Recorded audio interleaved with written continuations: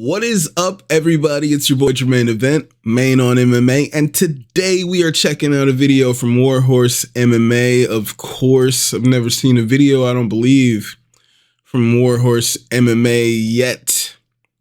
And this is about apparently exposing Adesanya's overrated career. Normally, I would ignore such videos. We are very pro Israel Adesanya on this channel. I would say he's definitely been my favorite fighter for a long time. All right? He's been my favorite fighter for a long time. So I feel like naturally I'm not going to agree with most of the things in this video about exposing Adesanya's overrated career. But let's see what the homie over here, War Horse, has to say about our boy Israel Adesanya. And I'll comment throughout. And at the end, ladies and gents, it is Israel Adesanya fight week. And I'm not going to put this lightly. This could be the last Israel Adesanya fight week that we ever have. Let me explain later in this video. But he's fighting Last Stylebender this week. I love this card, UFC Saudi Arabia. It's one of the best fight nights of all time. If you're not watching it and you have plans, cancel them. Watch the card. It's an insanely good card. Vinicius Oliveira versus Said Nurmagomedov is the potential greatest fight of all time. There's Shamil the Blob Gaziev. You got Pavlovich, Ikram Alaskarov. It's an insanely good card. It's one of the best cards of all time. One of the best fight nights of all time. Watch it. But this main event, Adesanya versus Imavov. I'm going to be honest, I have a prediction video coming out later this week, but I don't really have a prediction for this fight. And I don't know who wins. I really don't. Because when we look back and through Israel Adesanya's career, he's definitely had highlights. You know what I mean? Like, he's had highlights during his career. But he's had some very low moments as well. Some highlights. Mainly some highlights. Low moments, do you know what I mean? But it's that's what I want to go majority into highlights. Just over Israel Adesanya. Now look, I know in his last 4 fights he's 1-3. We'll talk about this one later, but I think this could potentially be one of the best wins of all time.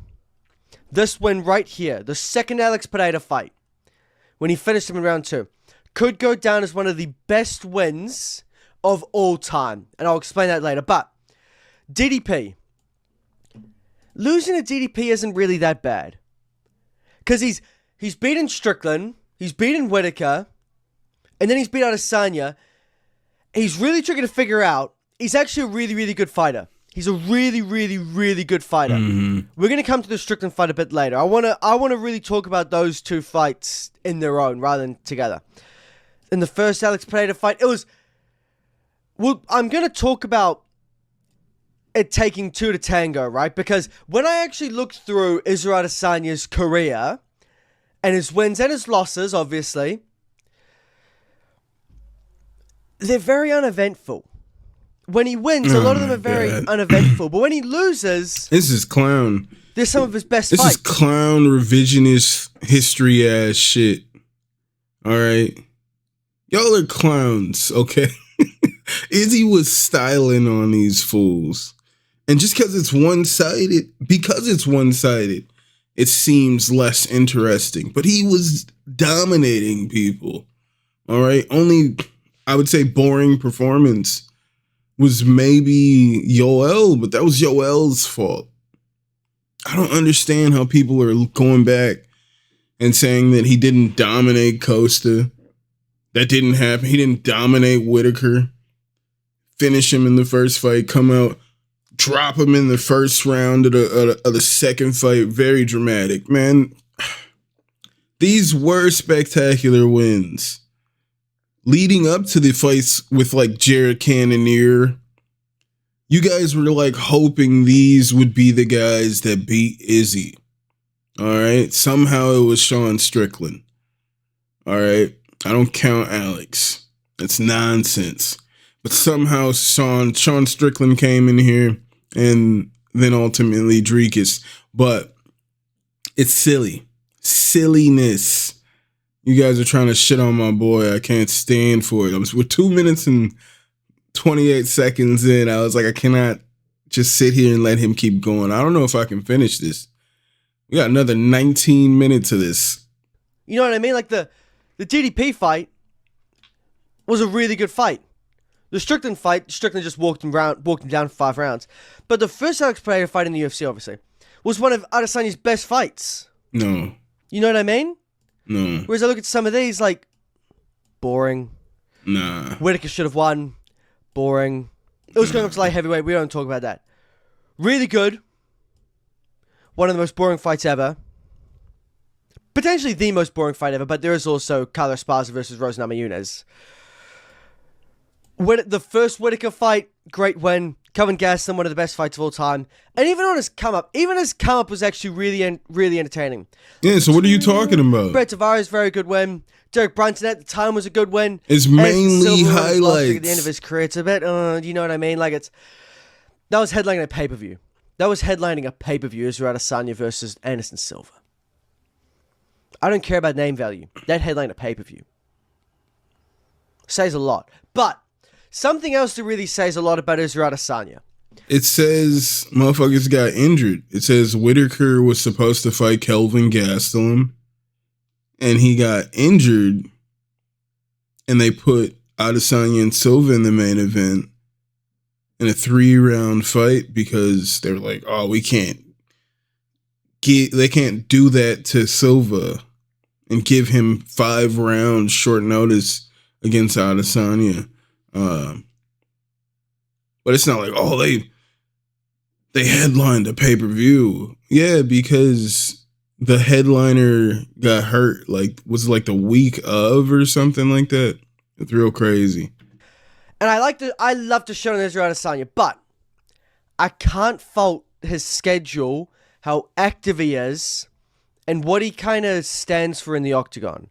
What I mean by that is, right, February 2018, April 2018, July 2018, November 2018, and then we get February, April, October, March, April September. He's October rocking, nigga. March 2020, September 2020, March 2021, June 2021, February 2022, July 2022, he's rocking. November 2022, and then April 2023, September 2023, August 2024. Took almost a year off since then. But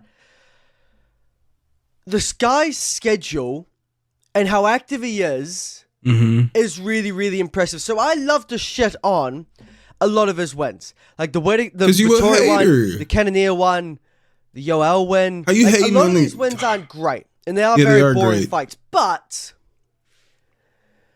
this guy he don't know what the fuck he's talking about. These aren't great fights. These are people at the highest level. All right, this is a chess match, and because you didn't go, because you didn't scream, it wasn't super exciting for you. It wasn't a good fight, bro. You don't even know what you're watching. It's not exactly completely on Adesanya. It's not. You know what I mean? Like he's fighting. What are we talking about? March and returning a few months later. How can he say these wins aren't good? He's first. This is crazy. He starts out, he says, he's got some highlights and lowlights, and he puts emphasis, he keeps saying lowlights, put these emphasis on the lowlights. But then he comes back and if you look at the career, it's actually a lot of good wins on the, bro, there's clearly, as you look at the wins, way more wins, and as you're really looking at it, you're like, oh shit, yeah, that happened. Way more highlights than lowlights. Contradicting yourself repeatedly. Then he says these fights, these wins, he didn't say the fights, he said the wins weren't good. And now he just contradicts himself saying, well, I can't say it's all Adesanya. It's mainly the opponent. It's really the opponent. Either Adesanya went in there and he was boring, he didn't perform, or he went in there, dominated the fight, and the other guy couldn't get going, and you were bored because it was one-sided. You're contradicting yourselves. Most people who hate on Izzy seem to contradict themselves in this way, no logic. It's a fight in June. What contender is going to want to fight Israel Adesanya on like 3 months' notice? Fuck, we got to figure out a game plan for Israel Adesanya. And as much as I think Israel Adesanya is boring and is slightly one-dimensional, he has developed a lot more. I think all of them would want to fight Izzy on 3 months' notice. I think they all. That's the whole point of this. Recently, but back in these days, like 2020, 2021, even 2019, when he was a bit more one-dimensional, even just finding a game plan to beat Adesanya was really difficult. Like, it took a light heavyweight for him to have his first loss in the UFC. It took a light heavyweight for him to have his first loss.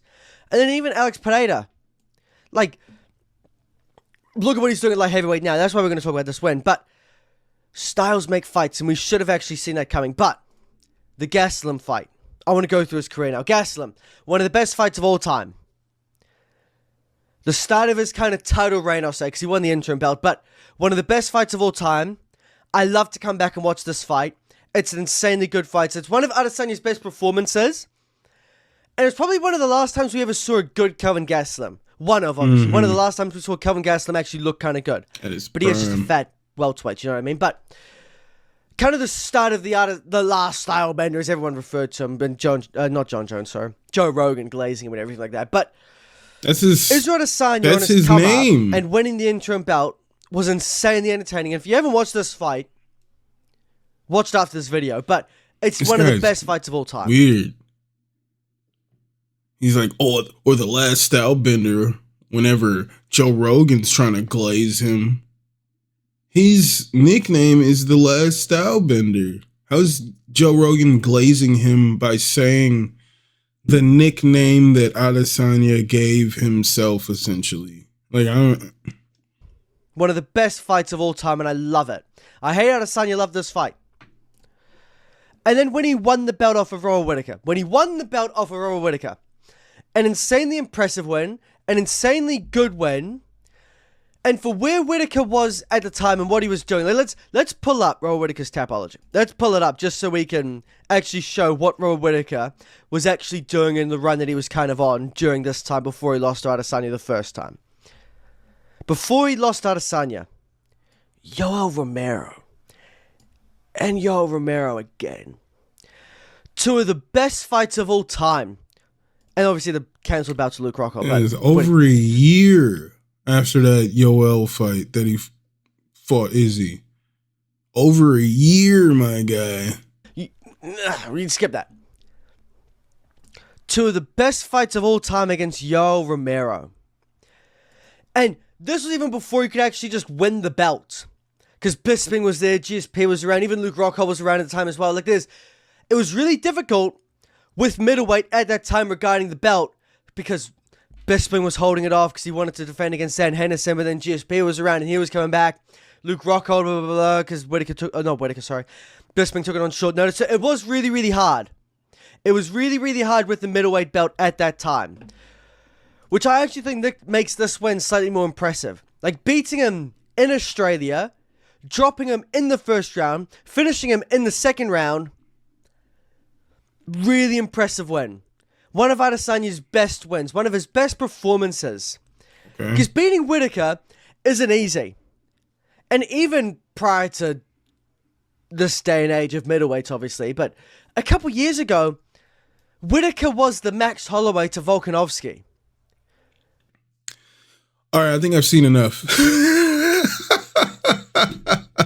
I've seen enough, ladies and gentlemen. Shout out to War Horse MMA. He's a hater. At the end of the day, he's just a hater. I'm not really respecting what I'm hearing from this man. So we're just gonna stop there. Let me know what you guys thought about him in the comments. I don't agree with most of the stuff he's saying. Do you guys agree with me that most of what he was saying there is hate? Maybe you guys should head on over to War Horse MMA. I'll link this video in the comments. Maybe there's something I didn't see here when I stopped it, but let me know in the comments what you thought about War Horse's MMA's take on Adesanya, or do you guys completely disagree with this nonsense and feel like he's a hater? Let me know in the comments. Thank you guys for being here. Once again, hit that like, hit that subscribe, and I will see you guys when I see you. I'll holla.